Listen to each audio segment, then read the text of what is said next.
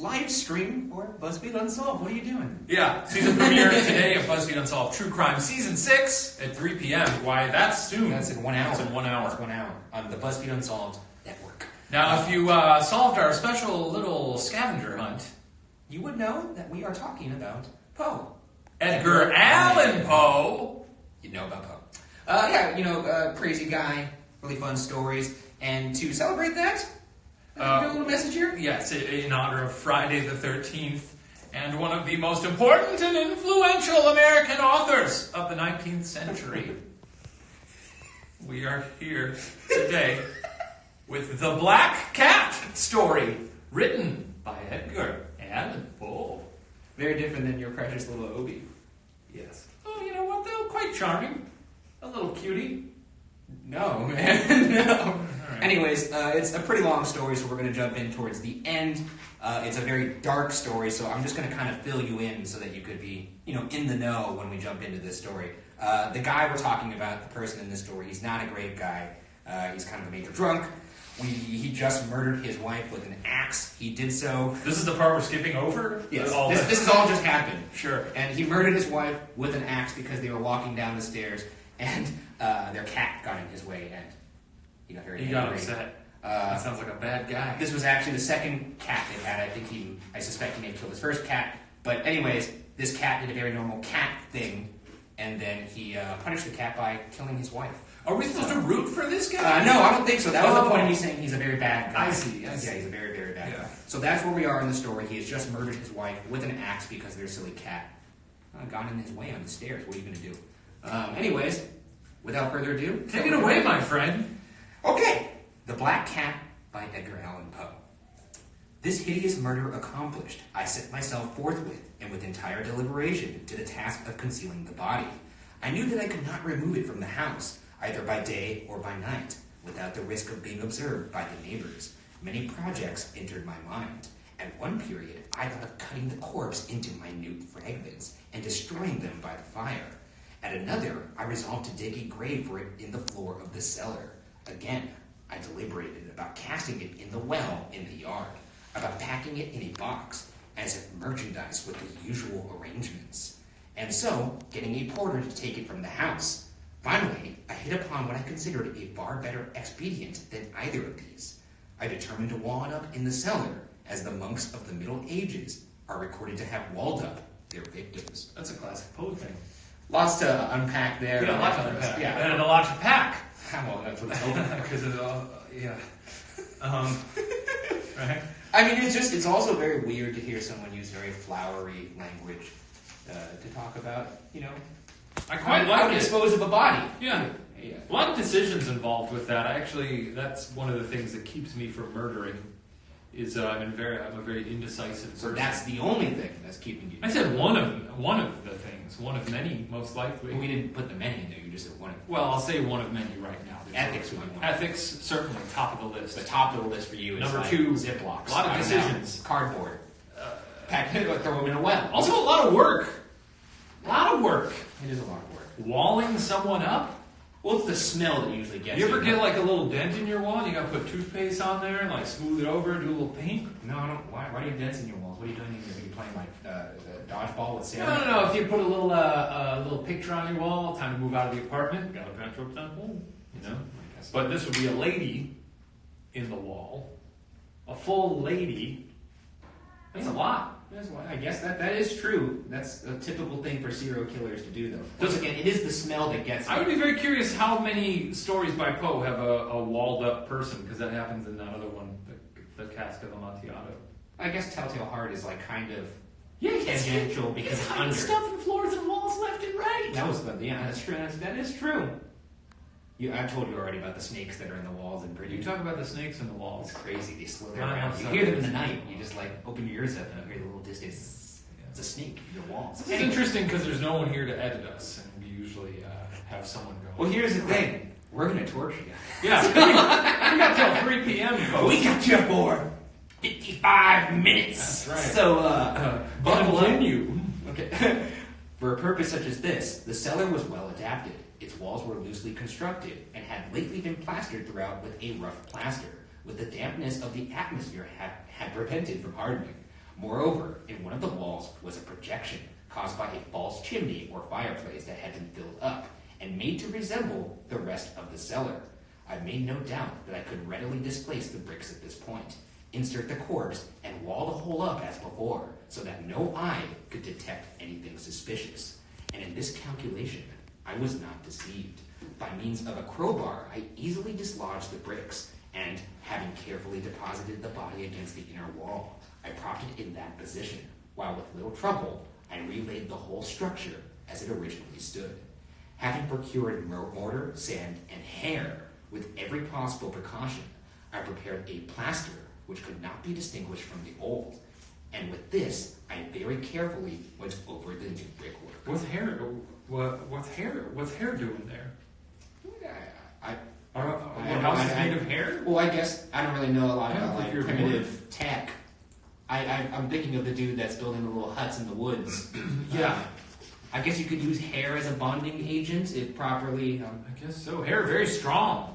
Strong, incredibly strong. I don't know the text. You ever had a hair rope? No. What? Probably What? the strongest rope you could get out there. Have you had hair rope? I don't think so. Then why'd you? I'm just asking. I want to know if you had one. Well, I don't think it has like what's the word I'm looking for? Textile strength? Yeah, but like or if you like get what tensile strength of like like a spider web. That's very incredibly strong. Here, let me test it. Yeah. That's wild. Anyways, let's move on here. Oh, but by the way, great craftsman. Very impressive. Yeah, I guess so. I mean, I guess if we're going to hand out compliments to a murderer, Maybe it's just a skill set that people had back then. I suppose. I guess you couldn't go down to the old Home Depot and ask for advice. Yeah. I got a lady I need to wall up. What I'll Yeah, I don't think that's going to happen, man. When I had finished, I felt satisfied that all was right. The wall did not present the slightest appearance of having been disturbed. The rubbish on the floor was picked up with the minutest care. I looked around triumphantly and said to myself, "Here at least, then, my labor has not been in vain." this guy.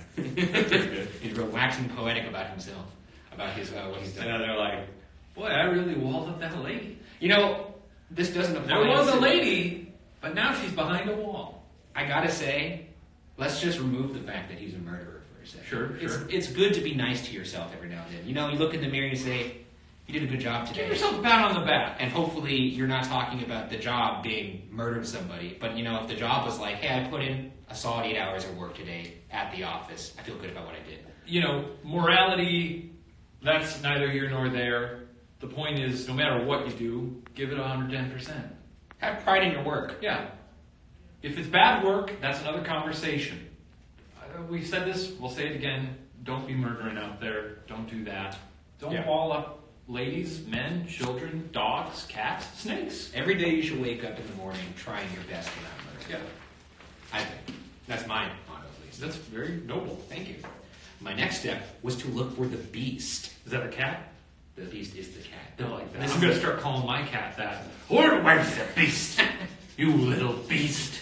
But your cat has a... It's dinner time, you little beast. He has such a cute little kitty cat face. Yeah, but that's why it's even funnier. Well, in this case, this is the cat that drove him to murder his wife in the neck, so... Yeah. What? This is not... Oh, I see. We just got a note to do... This is how someone... You know when people write notes so that you could say it in a way that's like, "Oh, this is seamless." What I did was I was like, "Looks like we got a note." Looks like we got a note to explain something. And the note is, this is not the episode that's going up at 3 p.m. Pacific time. If you're just tuning in, we are talking through The Black Cat, a short story by Edgar Allan Poe. The episode is about the death of the aforementioned The mysterious death of one of America's greatest authors. I believe the title is The Macabre Death. He made some questionable choices in his life. He did make some questionable... Hell of a writer, but maybe not a good role model. Are you a good role model? Yeah. I mean, I don't do like any extracurricular activities, and I stay inside a lot. But I don't think I make the world worse. So, if that's like the bare minimum you could do to be a good person, then yeah. Your rank calls to me. Every time you lie, you go into that little Muppet voice that you do. Yeah. No, lie. What? No, lie. Okay. Take it away. All right, here we go. let's return to the next sentence where you give them the context. Something about the beast. He's looking for the beast. Well, I was going to say the sentence I left off. My next step was to look for the beast. That's my line. Oh, sorry, go for it. Unbelievable. My next step was to look for the beast, which had been the cause of so much wretchedness, for I had at length firmly resolved to put it to death. Had I been able to meet with it at the moment, there could have been no doubt of its fate. But it appeared that the crafty animal had been alarmed at the violence of my previous anger, and forebode to present itself in my present mood. So it's running away from him? Hiding? I love that he's like, it appears it was upset when I chopped up my wife. I don't know why. That's the thing. He chopped up the lady, but then spent some time working on some DIY. You think the cat would have calmed down by then? I don't know what's the memory span of a cat. Not long. Like if a plumber comes over to our apartment, my cat's like, "Oh, holy, ah!" and runs away. And then the plumber leaves, and the cat's like, "What's up? What's going on, dude?" So or maybe it's just calmed down and got embarrassed and it got scared. So maybe it's not a memory thing; it's more like a pride thing. Yeah. I mean, if it has a higher memory capacity, that would be like another thing for you to lord over dogs, since you hate dogs or whatever it is. They're perfectly fine. They're just, I don't think they have brains. They're dumb. They're rotten animals. I think it's okay to say that. I think most people don't like dogs. That's not true. There's like a dog trilogy movie that's out right now. There's three. A dog trilogy? There's like a dog's purpose, a dog's journey, and then I don't know. The third one, a dog's death. I have no idea. Yeah, that's what it's about. Well, it's about the dogs dying and occupying new dog bodies. I just don't like dog movies because I know at the end of that film that dog's a goner. Usually. Well, that dog's a goner. They probably had like 15 dogs play that dog in the movie. Yeah. And they're like, oops, this one got its head cut off by a propeller. Not that happened on the set of those movies, but it happened before. Not a dog, though. Oh, anyways, moving on. Let's get out of that territory quick. It is impossible to describe or to imagine the blissful sense of relief which the absence of the detested creature occasioned in my bosom. It did not make its appearance during the night. I gotta start talking about my bosom more. I don't think you do. Yeah. And thus for one night at least, since its introduction into the house, I soundly and tranquilly slept. I slept even with the burden of murder upon my soul. It sounds like he's not that bent on it. She's like, yes, I somehow managed to sleep, but I don't think he would have had an issue there. Well, he seems like pretty Well, chill. what he's saying here is that had the cat still been in the house, he wouldn't have been able to sleep. But the cat's now out of the house. So now he can sleep soundly, totally not caring about axing his wife. Yeah. It's the cat in the house that's the problem. So the he cat really hated that cat. The cat seems like the hero of this, really. Our three options are murderous man, Oh, I see. dead wife, cat. Yeah. So we're rooting for the cat here. Well, I was rooting for the dead wife, but she's out of the game. Yeah, if we had picked this up from the beginning, I'd probably be like, yeah, you can do it. Player 2 left the game. Push him down the street. street. Yeah, she's out. She's out. Yeah. But I love that he's just like, thank God that cat's gone. Now I can finally get some shut eye. Yeah. Crazy. The second and the third day passed, and still my tormentor came not. Once again I breathed as a freeman. The monster in terror had fled the premises forever. I should behold it no more. My happiness was supreme. The guilt of my dark deed disturbed me but little. Some few inquiries had been made, but these had been readily answered.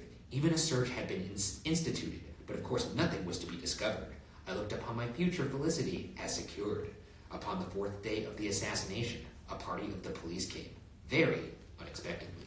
Why is he so upset with this cat? What's the cat doing to him? Why is he not expecting the police to come to his house? Why does he say they came very unexpectedly 4 days after I murdered my wife? I don't know. Is it? Do they keep up appearances? I don't know, but I know for me... This is back in the day. I'm just saying, put your mind into the mindset of someone who just murdered their wife, and now 4 days later the police come at the door. You're not thinking, hey, what are you fellas doing here? Anyways, I got some pizza rolls in the fridge. You might want to pick those up. We can have a couple brews. If there wasn't a great deal of commotion, and how do they know? I think it's unexpected. Well, she doesn't show up for work, stuff like that. Did she have a job? She's not on Slack. Now that I like. Now that's a good bit. If this were an episode, that would make the cut. It was until you did that. Yeah. I just think it's very rich that he's like, I can't believe the cops came. What? After I did this very cop-friendly thing. All right. Not on Slack. I still like that, huh? That's all right. pretty funny. I love Slack humor. You guys out there on Slack? I mean, Or Discord? Discord, I guess, would be the comp. She's not on Slack. Or back in the day, AIM. She's not on Slack. All right.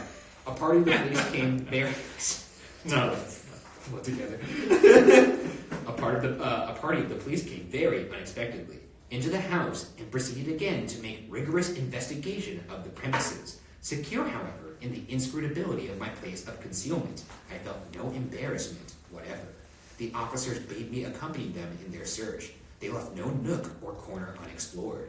At length, for the third or fourth time, they descended into the cellar. I quivered not in a muscle. My heart beat calmly as that of one who slumbers in innocence. I walked the cellar from end to end. I folded my arms upon my bosom and roamed easily to and fro. This guy sounds cool. What? It's like I would love to observe this man. He's basically like saying I'm chill as a cucumber. Cool as a cucumber? Chill as a cucumber? Cool as a cucumber? I don't know. I feel like they're interchangeable. He's still talking about his bosom. He's got a big thing for his bosom. But your bosom's just, I guess this is my bosom. Well, maybe, do you think it's because he's like happy with how much he could bench? Like he's like asking these cops like, you can look over there, dust the corners. Anyways, what's your guys' max? What's your max it out? Check out my buzz. Check out this beefy Pointing- buzz I got. Pointing like this, like flexing his, you should look over there. Didn't like that. He's just he's a cool customer. Yeah. Anyways, the police were thoroughly satisfied and prepared to depart. The glee at my heart was too strong to be restrained. I burned to say but one word by way of triumph, and to render doubly sure, and to render doubly sure their assurance of my guilt. What the hell? Guiltlessness. Guiltlessness. Nailed that paragraph. So yeah, he thinks he's away scot-free. This guy, honestly, to throw it back to an older Unsolved episode, he reminds me of the Watcher a little bit. Yeah, that So guy. flowery language. That guy saw everything that he did as a feather in his own cap. Yeah, because like, Ooh, the glee at my heart was too strong to be restrained. That is pretty good, actually. I think. Now he's going to say he's gonna go full Watcher. his full villain speech. Never go full Watcher. Do you want me to do that, boy? Yeah, do the. Gentlemen, I said at last as the party ascended the steps. I delight to have allayed your suspicions. I wish you all health and a little more courtesy. By the by, gentlemen, this is a very well constructed house. In the rapid desire to say something easily, I scarcely knew what I uttered out. I may say an excellently well constructed house. These walls are you going, gentlemen? These walls are solidly put together. And here, through the mere frenzy of bravado, I rapped heavily, with a cane which I held in my hand, upon that very portion of the brickwork behind which stood the corpse of the wife of my bosom. Back with the bosom again. But I also like that he's saying this and actively being like, oh, why'd I say that? He's like, well, I'll see you later. By the way, these walls ain't got no bodies in them. I mean, they're real strong. No dead ladies here. Isn't it crazy how this place doesn't smell like my dead wife? Oh, I didn't mean to say dead. But he's like, but with the bravado still. He's an idiot. Yeah, He's an idiot. He's an idiot. Yeah. And he loves his bosom. Yeah. Again. That's the second time he's talked about. Third time. Yeah. In his mind. Weird. But may God shield and deliver me from the fangs of the archfiend. No sooner had the reverberation of my blows sunk into silence than I was answered by a voice from within the tomb.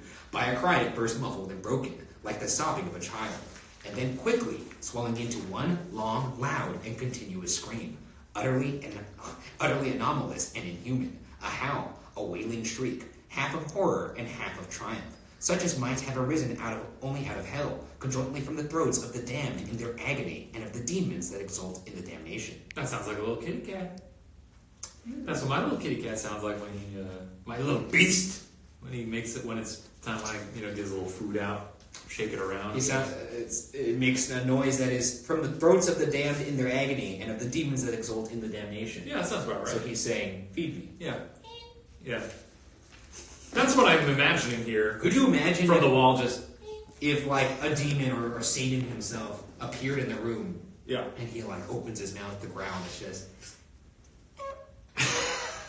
Oh! that actually would be horrifying. Cat rubs his little head against his chin. Ah, beast! I can imagine how. Power beast! Of my own thoughts, it is folly to speak. Swooning, I staggered to the opposite wall. For one instant, the party upon the stairs remained motionless, through extremity of terror and of awe. In the next, a dozen stout arms were toiling at the wall. It fell bodily. The corpse, already greatly decayed and clotted with gore, stood erect before the eyes of the spectators. Upon its head, with red extended mouth and the solitary eye of fire, sat the hideous beast whose craft had seduced me into murder, and whose informing voice had consigned me to the hangman. I walled the monster up within the tomb. That's the end of the story. So the cat jumped out of the wall when they took the body out of the wall. Oh, a dozen stout arms were... That's the police. They heard the noise in the wall. They started... Well, they also got suspicious, rightfully so, when he was like, these walls are very well constructed. You shouldn't look at them. But yeah, and some light reading for you on a rainy Friday afternoon, Friday the 13th.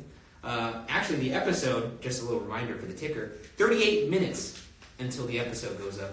Let me actually double check to make sure that's even more real time. Yes, I'm looking at my watch right now. It looks like 38 minutes. I got 39 on mine.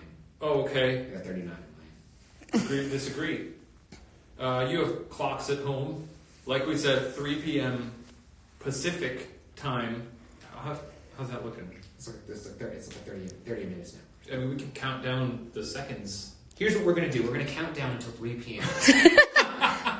It's now 2:22 p.m. Ryan, I'm getting a lot of comments. Just need to let you know, everyone loves your knees, and they're really... Oh, I didn't realize they were out to play. They were out to play, and they're getting a great response. Did you have holes in your pants again? Well, here's the thing. This pair of jeans, I've had them for like 4 years. Yeah.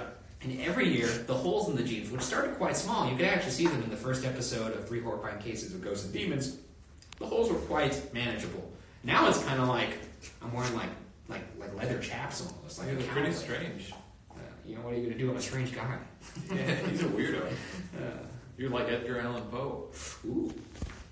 Anyways, fun story, right? Yeah, I suppose. I mean, I've only read House of Usher, Raven. I actually haven't read this one. I heard a lot of the stories just like, there's a dead body. They got me. I think guilt is or an examination of how guilt affects people, Yeah. or lack thereof is a common theme in his stories. And this one too, he kind of touches on the devil made me do it, the cat made me do it. So Sam. It doesn't actually seem like a lot of guilt in here so much as unchecked Well, that's anger, what I was saying, rage, or lack thereof. Yeah, consequences. You would think if you put you redecorated your walls with the corpse of your wife, you'd be like, I think I messed up there a little bit, maybe just a little bit. I might be at fault. Imagine if the last line in this story, that the body falls out of the wall, and the police go, "What's this?" And he said, "My wife."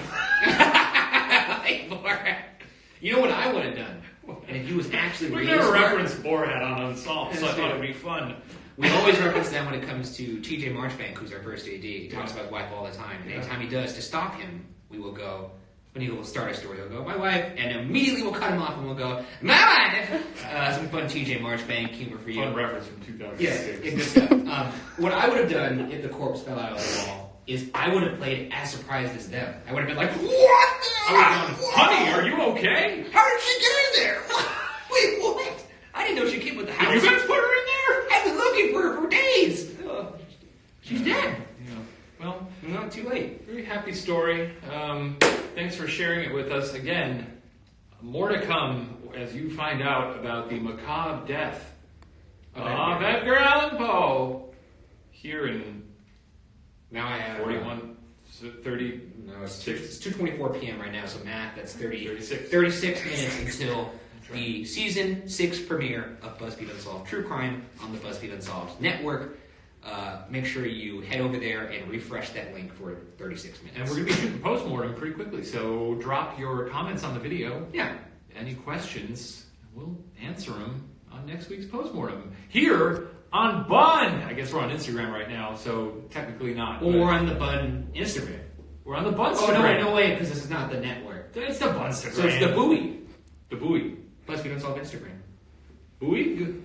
Buoyage. What? Anyway, we'll see you at the episode. Bye, everybody.